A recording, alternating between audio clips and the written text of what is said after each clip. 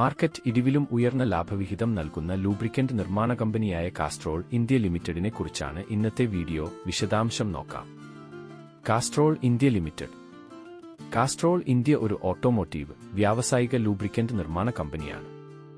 Indian lubricant വിപണിയിലെ automotive, വ്യാവസായിക ലൂബ്രിക്കന്റുകളുടെ രണ്ടാമത്തെ വലിയ നിർമ്മാതാക്കളാണ് കാസ്ട്രോൾ ഇന്ത്യ. കൂടാതെ മൊത്തം ഇന്ത്യൻ ലൂബ്രിക്കന്റ് വിപണിയിൽ ഏകദേശം 20% വിപണി വിഹിതവും സ്വന്തമാക്കിയിട്ടുണ്ട്. ഇത് കാസ്ട്രോൾ ലിമിറ്റഡ് യുകെയുടെ ഭാഗമാണ്. Technical performance. Share holding.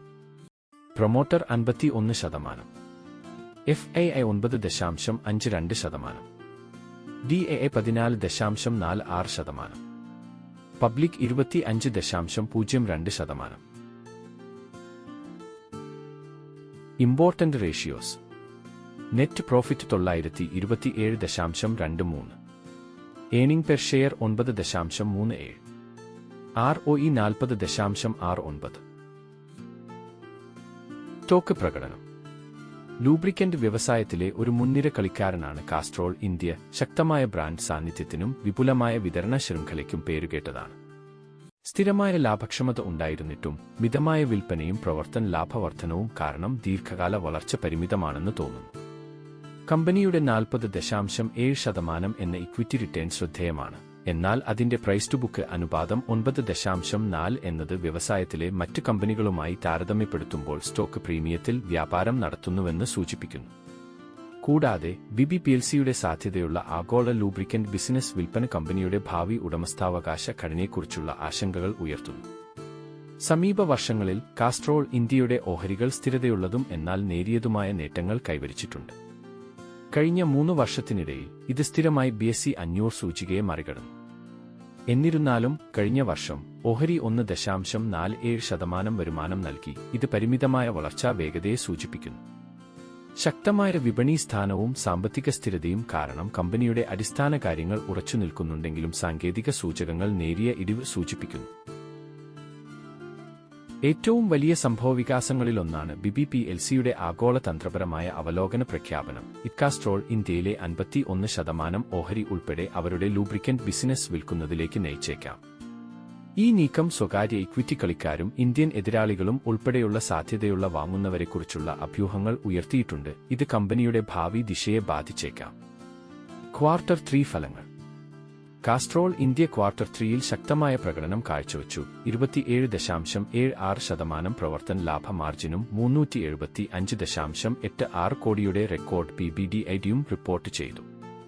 എന്നിരുന്നാലും ദീർഘകാല വിൽപ്പന വളർച്ച മിതമായി തുടരുന്നു. കഴിഞ്ഞ 5 വർഷത്തിനിടെ വരുമാനത്തിൽ 6.71% CAGR-ഉം പ്രവർത്തന ലാഭത്തിൽ 1.70%-ഉമാണ്. സാമ്പത്തിക സൂചകങ്ങൾ പോസിറ്റീവ് ആണെങ്കിലും ലൂബ്രിക്കന്റ് വിപണിയിലെ സാച്ചുറേഷൻ, പുതിയ കാലത്തെ സിന്തറ്റിക് ലൂബ്രിക്കന്റ് ബ്രാൻഡുകളിൽ നിന്നുള്ള മത്സരം എന്നിവ കാരണം കമ്പനിയുടെ ദീർഘകാല വളർച്ചാ സാധ്യതകൾ പരിമിതമാണെന്ന് കാണിക്കുന്നു. ഡിവിഡൻഡ്. 2025 സാമ്പത്തിക വർഷത്തിൽ കാസ്ട്രോൾ ഇന്ത്യ ഒരു ഓഹരിക്ക് 9.50 എന്ന അന്തിമ ലാഭവിഹിതം പ്രഖ്യാപിച്ചു. ഒരു പ്രത്യേക ലാഭവിഹിതം 4.50 ഉൾപ്പെടെ. ലാഭവിഹിത യോഗ്യതയ്ക്കുള്ള റെക്കോർഡ് തീയതി 2025 മാർച്ച് 18 ആണ്. കൂടാതെ പേയ്മെന്റ് 2025 ഏപ്രിൽ 23-നോ അതിനു മുമ്പോ പ്രതീക്ഷിക്കുന്നു. ഈ ഉയർന്ന ലാഭവിഹിത പേഔട്ട് കമ്പനിയുടെ ശക്തമായ പണനിലയും ഓഹരി ഉടമകൾക്ക് പ്രതിഫലം നൽകാനുള്ള പ്രതിബദ്ധതയും പ്രതിഫലിപ്പിക്കുന്നു. എന്നാൽ ഭാവി വളർച്ചയ്ക്കായി പുനർനിക്ഷേപ അവസരങ്ങളുടെ അഭാവത്തെയും ഇത് സൂചിപ്പിക്കുന്നു.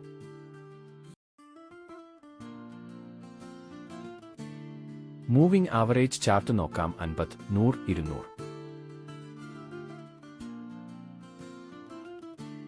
കൺക്ലൂഷൻ. കാസ്ട്രോൾ ഇന്ത്യ സാമ്പത്തികമായി ശക്തമായ ഒരു കമ്പനിയായി തുടരുന്നു. സ്ഥിരമായ പണമൊഴുക്കും ഉയർന്ന ലാഭവിഹിതവും ഇത് ഉറപ്പാക്കുന്നു. എന്നിരുന്നാലും വരുമാനവും ലാഭവുമുള്ള വളർച്ചാ നിരക്കുകൾ മിതമായതും പരിഷ്കാരമില്ലാത്തതുമായ വിപണിയിൽ വലിയ മത്സരവും വളർച്ചയെ ബാധിക്കുകയാണ്. BB PLCയുടെ ഓഹരി വിൽപ്പനയെ ചുറ്റിപ്പറ്റിയുള്ള അനിശ്ചിതത്വം ഉടമസ്ഥാവകാശത്തിൽ മാറ്റങ്ങൾക്കിടയാക്കും. ഇത് ഓഹരിയുടെ ഭാവിയിലേക്കുള്ള വ്യക്തത കുറയ്ക്കുന്നു. കമ്പനിയുടെ ശക്തമായ ബ്രാൻഡ് പവർ, വിപുലമായ വിതരണ ശൃംഖല, ഉയർന്ന ലാഭവിഹിതം എന്നിവ കൊണ്ടു സ്വകാര്യ നിക്ഷേപകർക്ക് ആകർഷകമായിരുന്നേക്കാം. അതേസമയം വളർച്ചാ സാധ്യതകൾ നിക്ഷേപം തുടരണോ വേണ്ടോ എന്ന് ദീർഘകാല നിക്ഷേപകർക്ക് വിലയിരുത്തേണ്ടതുണ്ട്. അടുത്ത മൾട്ടിബാഗർ ആകുമോ എന്നത് വിപണി അവലോകനം, പുതിയ ഉടമസ്ഥാവകാശം, വിപണി വിതരണ ശ്രേണിയുടെ വിപുലീകരണം എന്നിവയെ ആശ്രയിച്ചിരിക്കും. Thank you.